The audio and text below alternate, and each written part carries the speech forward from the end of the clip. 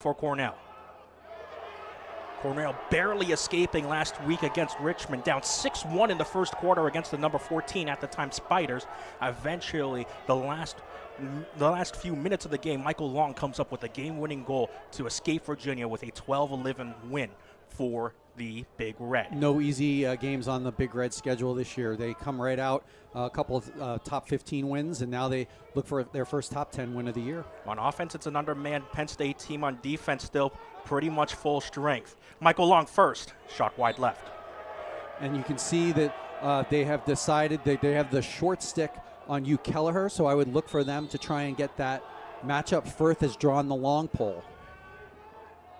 Ryan Goldstein at X, gets around GLE and forced away. Now that's one factor in last year's game. Goldstein was not a factor in this game, and obviously he's become a big part of this Cornell offense. What you say, the short stick on Hugh Kelleher, that's the first goal of the game. They attack that first short stick matchup right away, and what an interesting decision to put a short stick on a Tewaaraton Award watch list player in Hugh Kelleher. Well, especially someone who dodges so much downhill. This is actually a pretty atypical dodge, just comes down the alley with his left hand. The star freshman Hunter Aquino, number 23 in blue, 7 points last week against Yale. Tall and long Aquino is. Wallstrom passes off to Aquino. And Penn State's taking their time. Wallstrom behind the back over the bar. Good ball movement, cutting to the ball inside, finding that open space as Cornell's defense was rotating. Short stick on Ethan Long, that's Michael Bozzi covering him. Same, a short stick on Aquino.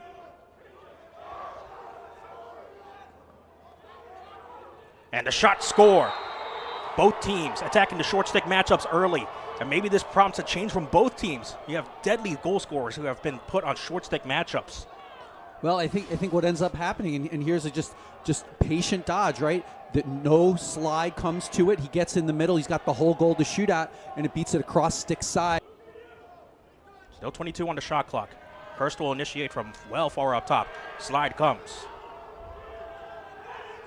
Waldman a little trouble picking up the ground ball. We're going the other way for Penn State. Nittany Lions want to run in transition. John King. And Eden puts on the brakes on the Nittany Lions fast break.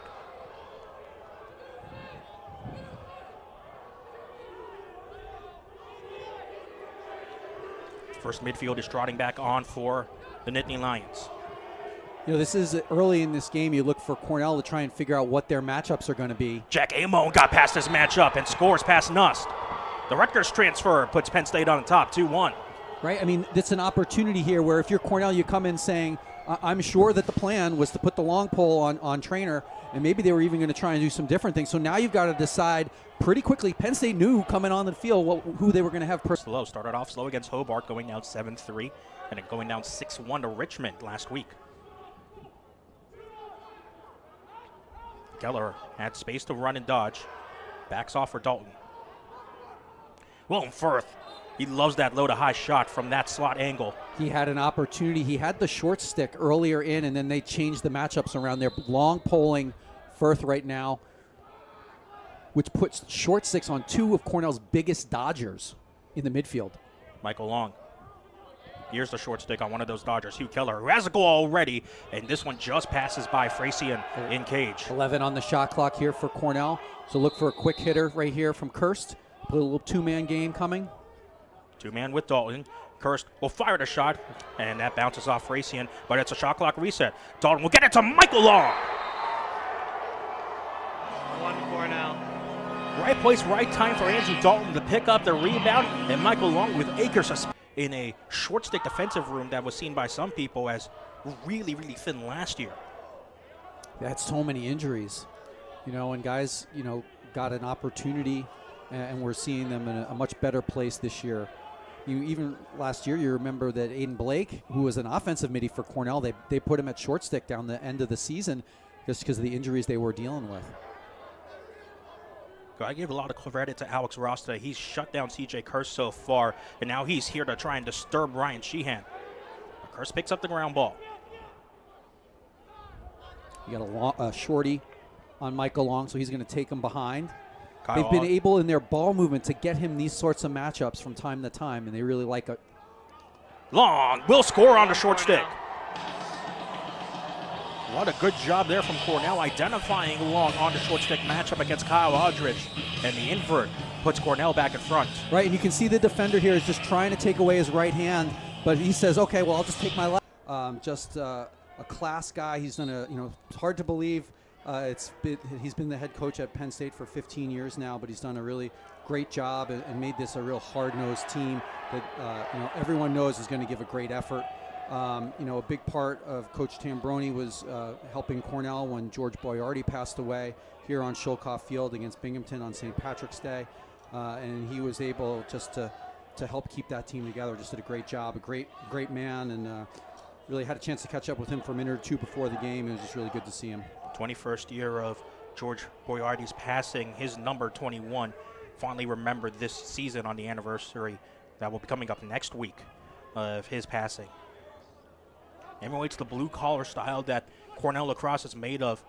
And Jeff Tambroni has this pass right on the doorstep. Finally, a score for C.J. Kirst. And shoving now as Kirst, a lot of action in between there. Finally gets on the score sheet. Be interested to see if they take a look at this. He was pretty close to being in the crease here. Nice cross. This is a tough feed to make. Cross crease like that. Willem Firth finds him on. All-American honorable mention by multiple outlets. Alex Ross has done a great job against who many perceive to be one of the Tewaaraton Award favorites. Luke Robinson has gotten into the game as Coach Busek continues to toy around with who is going to go into the midfield. I think there's going to be opportunities for guys to get out on the field here.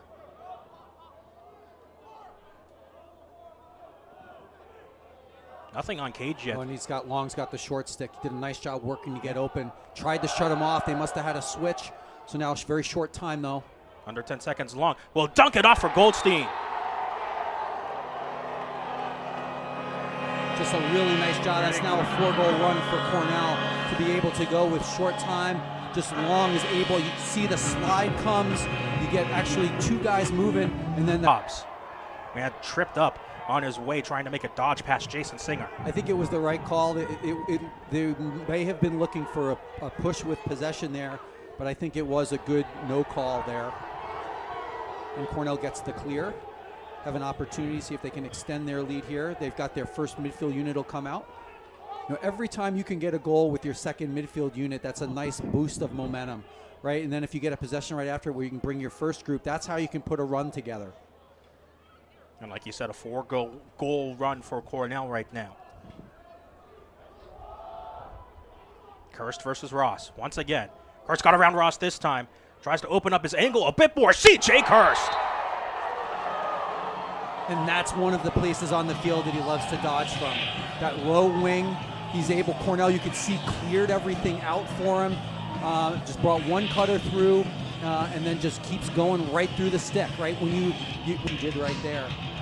188 career goals for C.J. Kirst. 2 more to tie Mike French. And that's a number that's been there for a long, long time. Just such a dynamic player, and just the way he's able to create his own shot like that is one of his strengths. But then his ability to ride and get ground balls, he's just such an all-around lacrosse player. Penn State will pick up a second straight face-off win, though, starting to equalize in that department. Shot, score. Wallstrom found himself free on the left slot. And that's what I was just going to say. This is an important possession for Penn State. And there's the opportunity. Again, you see Aquino has the ball. He just sort of comes, threatens a little bit. And then Cornell was sucked inside, and a nice job of the pop out on the backside into your extra man unit. That's a little bit more challenging. The man-up specialist will be Mac Hobbs for Penn State. It's a 30-second technical on Kelleher for the push in the back.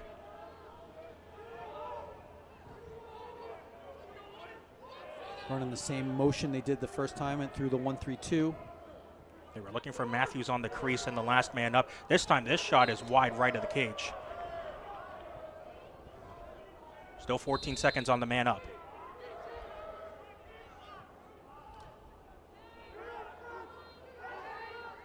Keno has some space. 5 seconds left on this man up. 2, 1, shot, score! Hobbs, the man up specialist. Yeah, and Cornell stayed pretty packed there. They really didn't sort of extend much at all there. I actually thought Aquino, where he had gotten to on the field, would maybe try and take it, and then unfortunately Staub was in the passing. So it essentially is going to eat up really all of that extra man opportunity. At the very least, it does give them the possession, so Penn State will start with the opening possession here in the third quarter. Try and gain a bit of momentum, cut this into a 1-goal deficit. Penn State led at 1.21. That's before Cornell went on a 5-goal run, and Aquino's shot blocked on the way in.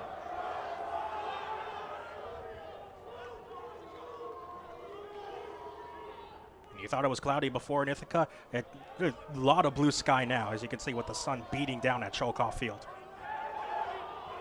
Absolutely beautiful day for lacrosse here as we continue into the third quarter. Is that Michael Bozzi? Who left Michael Bozzi open for a goal-scoring opportunity? His second goal of the season. Yeah, and it was sort of just slow developing. It was sort of one of these things where it looked like Cornell was going to pull it out a little bit, but yet you're able to see Bozzi get open, just able to take advantage of that opportunity. That you would use if you go through your first play or first formation with a 60-second foul, you come back to it. You know, if a shot out of the end line, you got 15 seconds, you want one of your quick hitters. Cornell looked for Willem Firth on the traditional dunk that they've been searching for pretty much the entire year. Couldn't quite do so on the last man up. Kirst has a bit of opportunity. He'll back off. Already halfway through the man up. And this shot is wide left. Looks like that was Danny Cadigan. Yep, Cadigan, one of two man-up specialists on this Cornell team, him and Rory Graham. And the pass to Cadigan is off target. Matt Dooley's trying to fight for it. Liam Matthews beats him there first. And so that'll end the rest of the Cornell man up. Full strength, shot, score. Oh boy, Alex Ross in transition. He's done a great job of shutting down C.J. Kirst, and he gets rewarded with a goal, his first goal in his prolific career. Well, and Cornell, it looks like all the midfielders ran. A fourth save for him.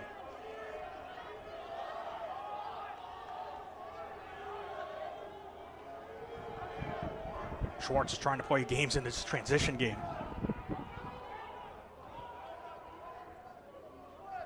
At a certain point, when you get that close to the midfield line, you just go if you're trying to get a defender on.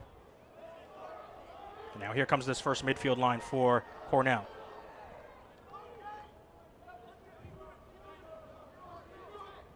They put the pull on Willem Firth. So Kelleher and Dalton will have the short sticks. Here is Dalton.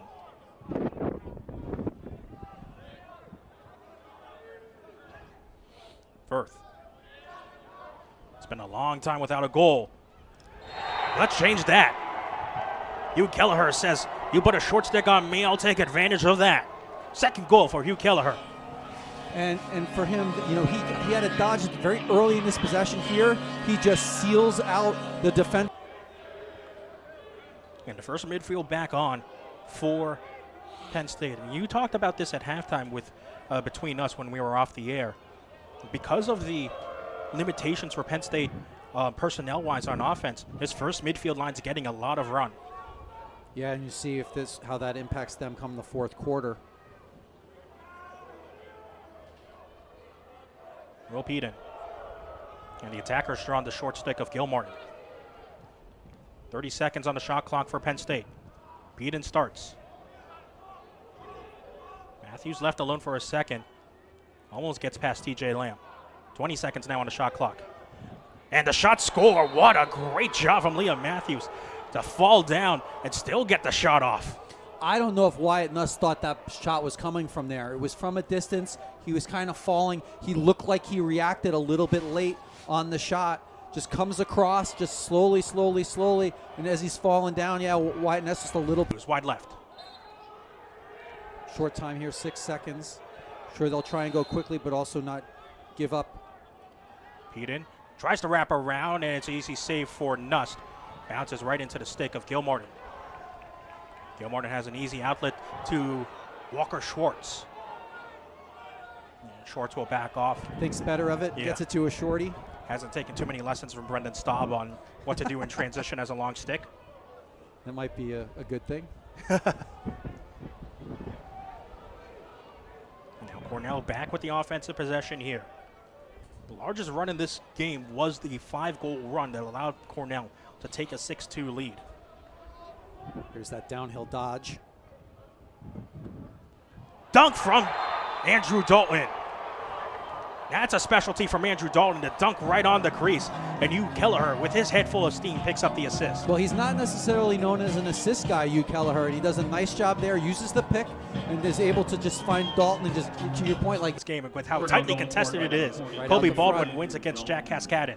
Assist from number 27, Hugh Kelleher. They put Aquino on. Aquino got on quickly. Either that or he started. No, that was John King, excuse me. Yeah, it was 3-3 and not 2-3. Boy, Yeah. It's because of the sun that's out here at Choctaw Field Yeah, right there now. you Again, like I said, the No. rare instance we see having sun in Ithaca as cloud cover slowly starts to come. Mac Hobbs has a goal today on a man-up situation. Yeah, so this is a second midfield group coming. He'll take TJ Lamb on the invert. Singer switches onto him. Now Wallstrom has Lamb. A goal for Wallstrom. And Penn State wants a dunk of their own. They'll get a dunk of their own with Peden. If you can do it, I can do it. Yes. That's what it sort of was. It just finds him inside. Cornell's defense got rotating here. You ended up with a change in matchup. Wallstrom gets the short stick and takes.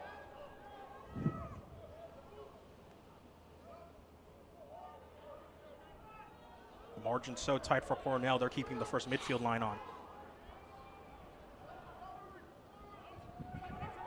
Kelleher will pass it off. 40 seconds on the shot clock. Kerr mishandles the ball. Ross couldn't quite swipe it out of his stick. Now here's Kelleher once again. Has had the short stick all day long, but gets the switch there. And here you go, Long with a shorty. He'll take him behind. Plenty of time, 25 to shoot. The short stick is Kyle Aldridge.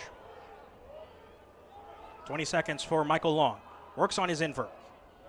Long up top to Kelleher. Ryan Goldstein.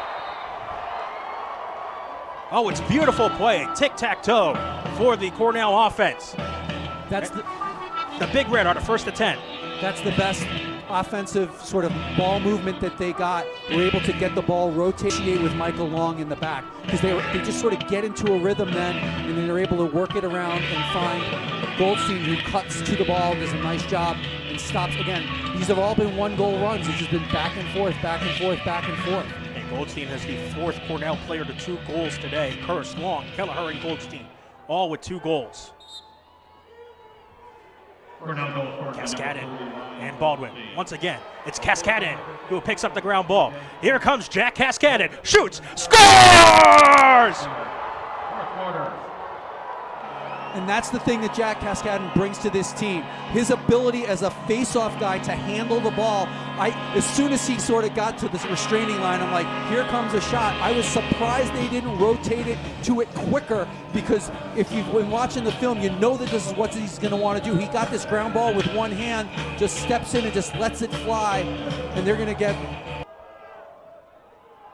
Knowing a Jeff Tambroni team, they're going to fight this all the way to the bitter end.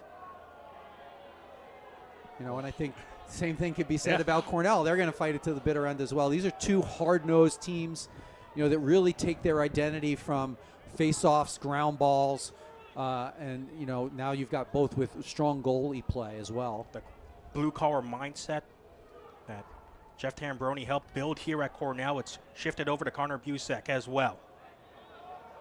Busek and Jordan Stevens, both recruited by Tambroni before he left for Penn State.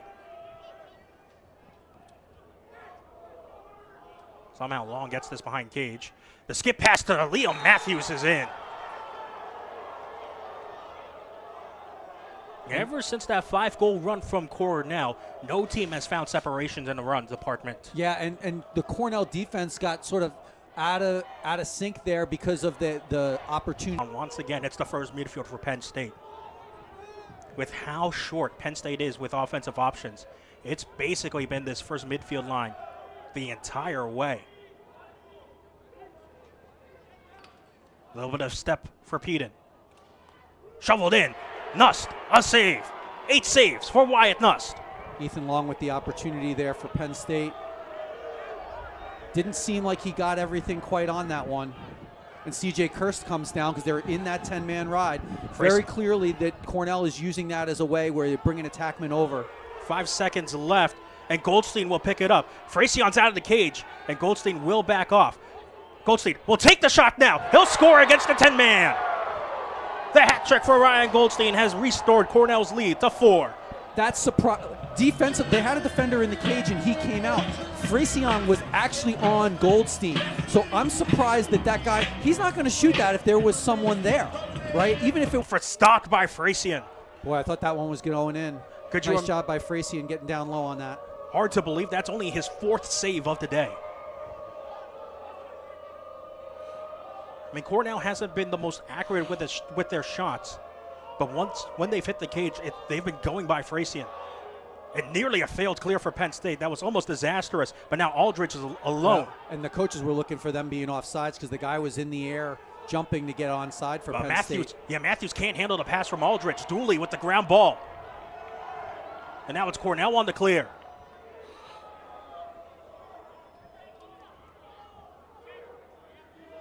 Ten-man once again coming for Penn State.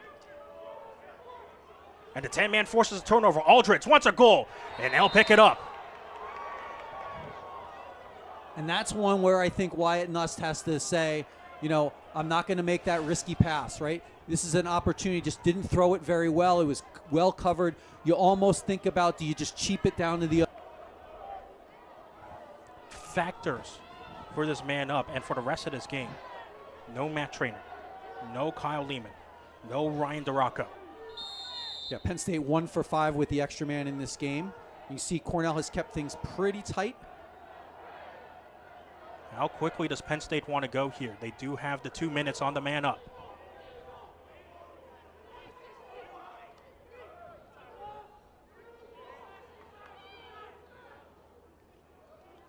First shot goes wide left.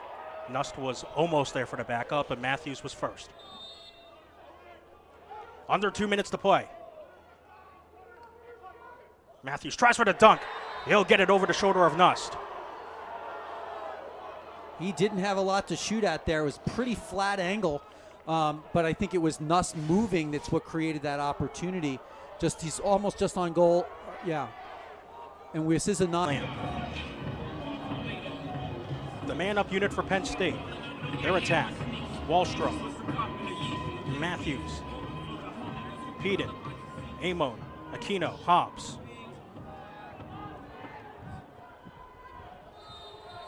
Started in a 2-3-1. They've liked Matthews in this position down low. This is just how they went a second ago. Garrett Glass is now on the man-up unit for Penn State. 1 minute left in the man-up. This next shot's low and it's in. Penn State's brought it to within 1. And they still have a minute on the man-up timer. Wallstrom comes from behind there.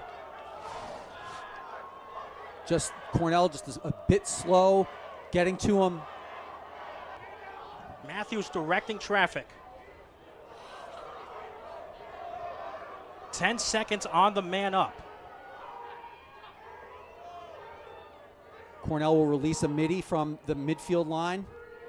2, 1. Full strength for the rest of the game. Shot from Amon. He scores. We're all tied up at 12. And boy, I think that's one where he just let it fly. That we haven't seen that range from him all game long, and just steps in, right? Just lets it fly. Just sort of an overhand shot, opposite stick side. Yard line. We'll start overtime. 23 seconds the man up for Penn State. Matthews to Amon, who tied the game. Aquino to Hobbs. Wallstrom. 9 seconds left. Aquino taking his time. And Glass lost it. Brendan Staub trying to fight for the ground ball. This is going out of bounds. Who are the officials giving it to? Penn State. It's a shot clock reset as well. It's a fresh 80 for Penn State. Correct. So we're all even. Full strength now. But again, Penn State's got 80 on the shot clock. Malmstrom to Amo. And Penn State will settle down.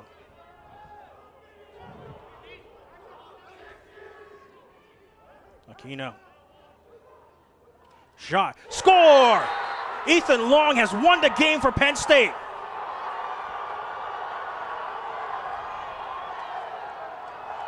Down 12-8 in the fourth quarter. The Nittany Lions score 4 goals in the final 2 minutes and change. And Ethan Long is the hero in overtime for the Nittany Lions.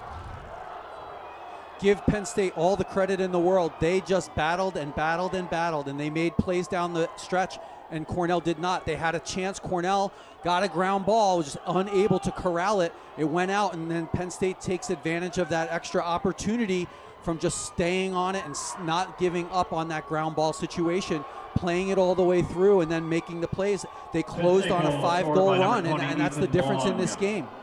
Ethan Long is the hero of the day. Give Hunter Aquino his